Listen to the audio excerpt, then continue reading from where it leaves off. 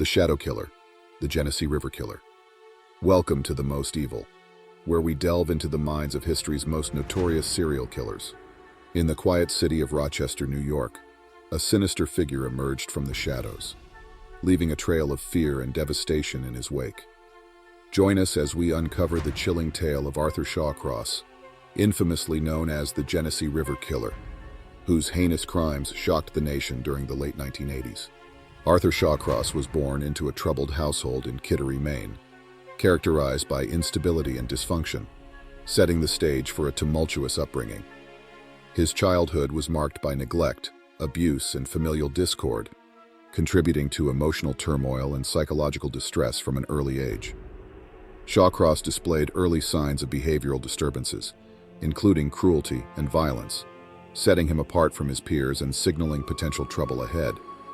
Despite attempts at intervention, Shawcross's antisocial tendencies persisted and intensified throughout adolescence, culminating in acts of aggression and cruelty towards animals.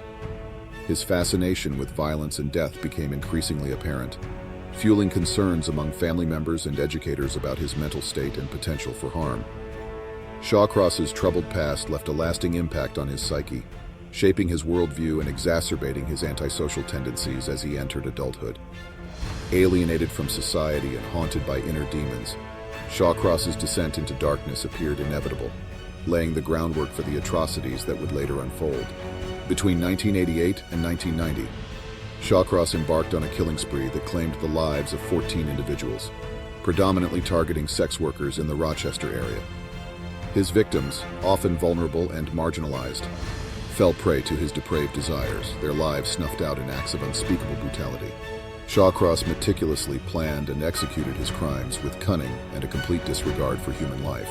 Operating in Rochester, New York, he primarily targeted sex workers whom he perceived as vulnerable and disposable, exploiting their transient nature and unlikeliness to be missed. Shawcross lured victims by feigning friendliness and offering rides, exploiting their trust and vulnerability before subjecting them to horrific acts of violence.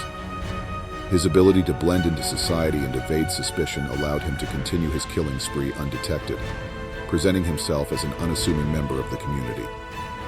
Shawcross took precautions to avoid leaving evidence behind, such as cleaning his vehicle and disposing of incriminating items, making it difficult for law enforcement to link him to the crimes. His transient lifestyle, constantly moving between locations, further complicated efforts to track him down, leaving little trace of his presence.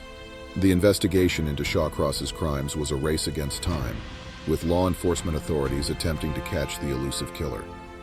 Despite rising suspicion and forensic evidence linking Shawcross to the murders, his ability to blend in with the community and elude detection for an extended period of time wasn't a lot of work. Shawcross's capture marked the culmination of an extensive manhunt by law enforcement agencies determined to bring him to justice, ending years of terror in the Rochester community. Following suspicions and mounting evidence against him, authorities launched a coordinated effort to apprehend Shawcross and put an end to his killing spree. The breakthrough in Shawcross's case came in January 1990, when he was identified as a suspect in the murders that had plagued Rochester for years. Shawcross was arrested on January 3, 1990, in connection with the murders, bringing relief and closure to the families of his victims who had long awaited justice. His capture was the result of meticulous surveillance and investigative work by law enforcement, demonstrating their unwavering commitment to bringing a dangerous predator to justice. Shawcross's arrest served as a reminder that even the most elusive criminals cannot evade the law forever, bringing a measure of closure to a community gripped by fear. Psychologists have analyzed Shawcross's psyche, highlighting a myriad of factors contributing to his descent into madness, including childhood trauma and underlying mental illness. His legacy remains one of infamy, serving as a stark reminder of the darkness that resides within the human psyche and the devastating impact of unchecked violence on society. As we reflect on the crimes of Arthur Shawcross, may we never forget the lives lost at his hands and the families forever scarred by his actions.